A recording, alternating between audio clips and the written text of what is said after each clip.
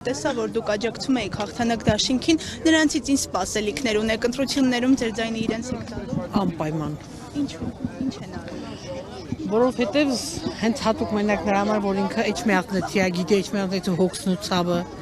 գիտի Էջմիածնեցու ապրումները, գիտի Էջմիածնեցին ինչ պայմաններում ապրում, ինչեր ունի, բայց այդ գաղափարապես ինքը կրթված, լավ, համեստ, իր պապային եմ լավ ճանաչում, իրանք իմ հին թաղեցին են եղել, նրանք մեծ բաներ են, առավելություններ են, որ մարդուն ճանաչում ես։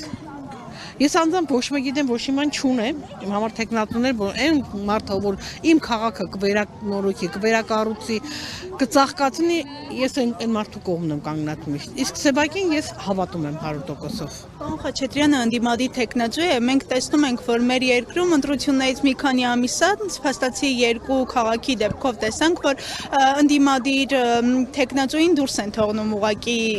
շարքերից, այսպես ասեմ, մտավախ ժողովրդից։ Եթե ժողովուրդը իրա քվեն տվեց ընդդիմադիրին կամ ինչ, հնարավոր չէ, որ իրանք արեն։ Գյումրիում օրինակ տվել էին ու տեսանք Վարդան Ղուկասյանի հետ կապված բան։ Ինձ թվում է մենք չենք հասնի այդ աստիճանին, որ թողան կալանավորեն մեր քաղաքի, գողանան մեր քաղաքի տեխնատուին, մեր տեխնատուին մենք չենք թողա գողանան, հաստատ մենք երկու ձեռքով իրան կպաշտպանենք։ Պետությունը նոր պայքար է սկսել եկեղեցու դեմ, իշխանությունը ասում են, որ Վեհարյանը պատրաստում են կաթողիկոսից ազատագրել, դուք որպես Էջմիածնեցի ինչպես եք արձագանքում այս ամենին։ Բացասական ինչի՞ պիտի մեր քաղաքը սուրբ քաղաք կոչվում է, ինչի համար դարերի վեր Էջմիածինը կոչվել է սուրբ քաղաք։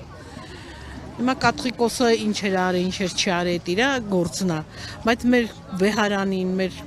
չէ՞ որ դրանից առաջ ավելի սուրբ կաթողիկոսներ են ունեցել, մենք ավելի լավ կաթողիկոսներ են ունեցել, մենք ինչի՞ պիտի մեր Վեհարանին իրանք կապնեն։ Իրանք անձի դեմ ունեն բողոք, թող իր այդ անձի տվյալ անձին իրանք պատասխանատվության ենթարկեն, բայց եկեղեցու դեմ նման արարքը ես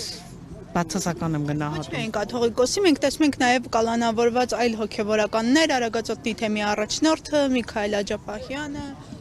Բոլորին էլ ճանաչում եմ, ես դեմ եմ դրանց։ Դեմ եմ, որ նման բան անեն։ Փաշինյանը արեք չխոսանք այդ մասին, ինքը դեմա ճշմարիտ խոսքին։ Ինքը